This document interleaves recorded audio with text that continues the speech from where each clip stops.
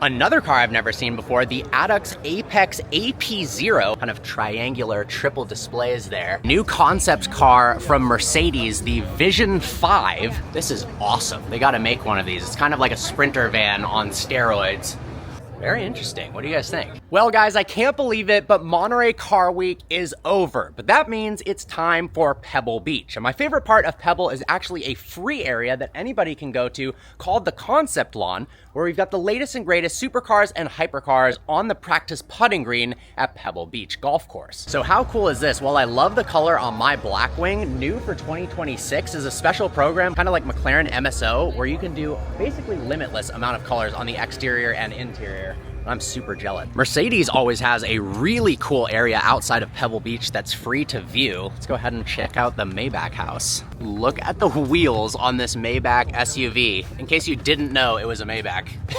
It's all over the wheels and the car. Wow, this is actually a stunning spec. That light green and kind of an off-white, that is gorgeous. And then a brown interior. And then in case you didn't know this was a Maybach, look, they've told you 3,000 times in the grille, as well as the hood, and I think in the interior as well. Oh, also in the seats. That is wild. Oh my gosh, it's also on the top of the car.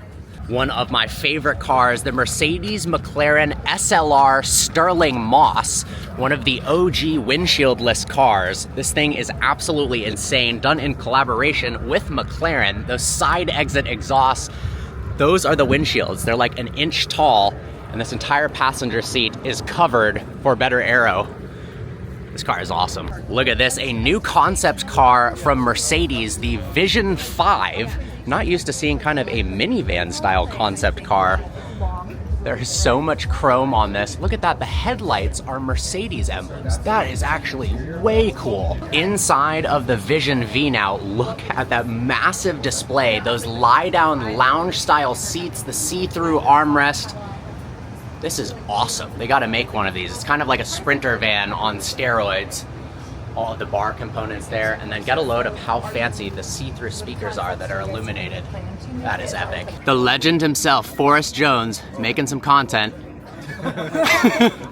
No pressure. Oh gosh. How cool is this? The baby Bugatti. This is probably the only Bugatti I can afford, but probably not even. This is probably over $100,000. Actually, I think they're like 40, but how cool is that? If you've got a Bugatti and you want one for your kid to roam around your estate, that would be pretty epic. The all-new Bugatti Tourbillon with a V16 electric motor layout, 1,800 horsepower, the latest and greatest from Bugatti. This thing is absolutely insane. 0 to 60 in under 2 seconds.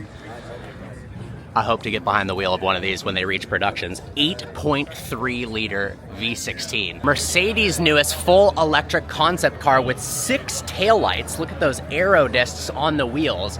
A streamlined 4-door, and the front almost has Porsche-esque lines to it. This is the AMG GT XX concept, an all-electric 4-door from Mercedes that is capable of charging 250 miles of range in just 5 minutes. How crazy is that? As I mentioned, one of my favorite parts about Monterey Car Week is the concept lawn at Pebble Beach. Now, it's actually not inside the concourse, so everyone here was able to access this for free, which is pretty cool, and you can take pictures because they limit the amount of people on the actual putting green. You can get some really cool content. So let's see what they've got, what the future of automobiles looks like in 2025. We took a close-up look at the newest Lamborghini hypercar, the Fenomeno, the highest horsepower, highest power-to-weight ratio Lamborghini of all time. So it's powered by a 6.5 liter naturally aspirated V12 with 3 electric motors, making 1,080 horsepower, based on the Revuelto, but with some serious advancements. Look at these new styled carbon fiber bucket seats. Those are fantastic. We've got CCMR brakes,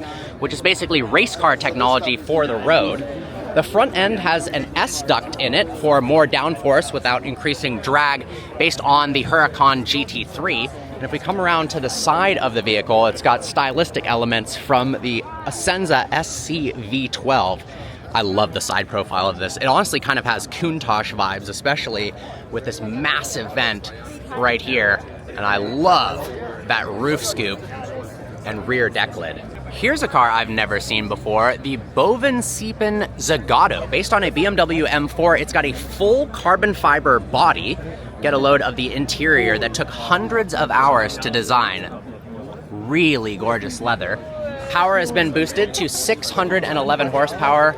Look at that full carbon fiber engine cover there. What do you guys think? This is actually the family name of the person who started Alpina, and this is kind of the newest version of Alpina, starting at about $350,000. Bentley with a new concept, the EXP15. This thing is absolutely enormous. Get a load of that imposing front grille that's illuminated. And look at this. We've got a Bentley logo inside of this glass piece and then another Flying Bee logo right there on the hood. That is wild. Another car I've never seen before, the Nichols N1A. This weighs less than 1,000 kilograms, so less than 2,200 pounds, and has a 7-liter V8 that makes 650 horsepower. 650 horsepower in a car that's effectively 2,000 pounds is unbelievable. Look at those individual throttle bodies right there. Gorgeous carbon fiber bucket seats. This thing has got to be a riot to drive. This is the all-new Lexus Sport concept that they unveiled at Quail, taking a look at potentially the next generation of sports cars for Lexus, like the LFR, the rumored replacement for the Lexus LFA, with a twin turbocharged V8. This one looks like it's potentially all electric. But if the new car looks anything like this, I think it'll be a smash hit. There's one thing Lexus is good at, and that is design language and engines. I'm excited to see, hopefully, this comes to life. I mean, get a load of how cool those headlights are. We've even got a retro modern Ford Bronco. This thing looks awesome. I haven't seen a resto mod Bronco quite like this, built off of a modern one. Typically, they are based on the original chassis. This thing looks really trick. It's somewhere in between new and old, and look at that, we've got a manual transmission. So we saw this last year, but awesome to see the Zenvo Aurora with a naturally aspirated V12 hybrid powertrain making 1,850 horsepower. We saw this go up the hill climb at Goodwood earlier this year. I think the design language is absolutely fantastic, and I'm really excited to see where this brand goes moving forward. It's got one of the coolest instrument clusters inside that basically looks like an open-worked tourbillon watch, and I love the fact that you can kind of see all of the internal inner workings of the car through these Venturi tunnels, like the suspension components. I mean, how cool is that? The inboard Olin suspension sticking out of that carbon fiber monocoque. Another car I've never seen before, the Adux Apex AP0, a 650 horsepower rear-wheel drive electric car, apparently started by the musician Wyclef Jean. Pretty interesting design language. We've got that central fin there with a central brake light, which is pretty crazy. Let's get a load of the interior kind of triangular triple displays there. Very interesting. What do you guys think? We've got some familiar cars here as well. Those of you remember, I reviewed the Cadillac Soleil concept with this gorgeous manila color. I mean, I love the bespoke woodworking inside the interior here. We've got a really cool AC Cobra resto mod right there. The Pininfarina Battista in full exposed red carbon fiber. That actually looks really, really cool.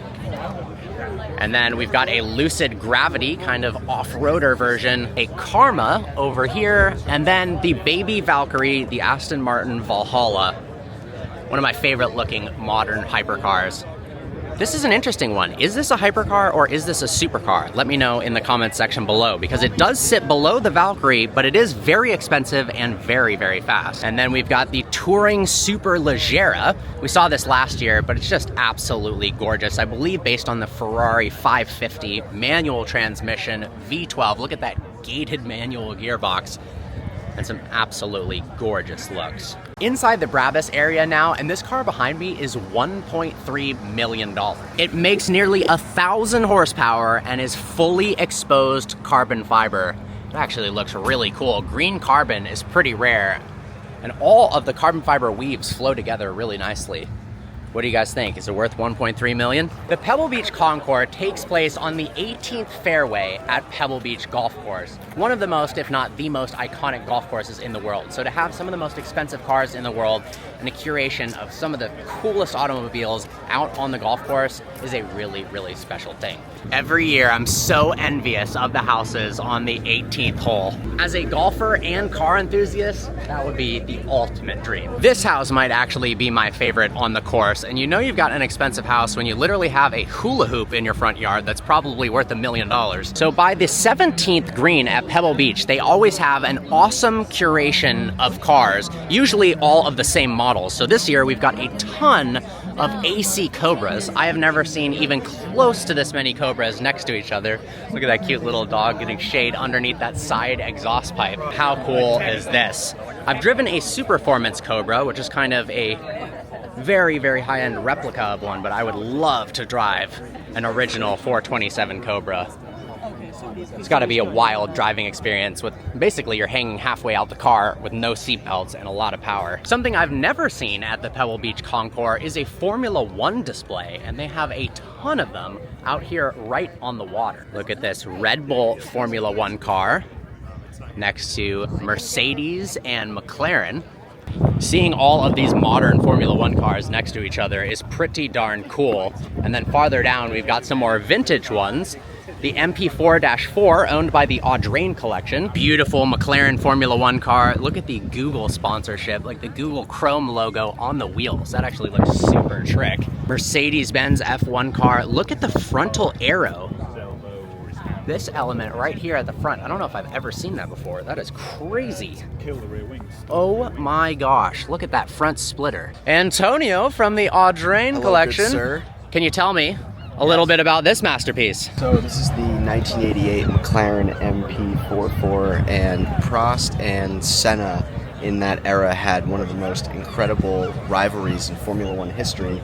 And in the 1988 season, Prost and Senna won 15 out of the 16 races. Oh my gosh. So pretty, I would say that's a pretty That's good, unbelievable. pretty good record. We saw this thing run up the hill at Goodwood this year.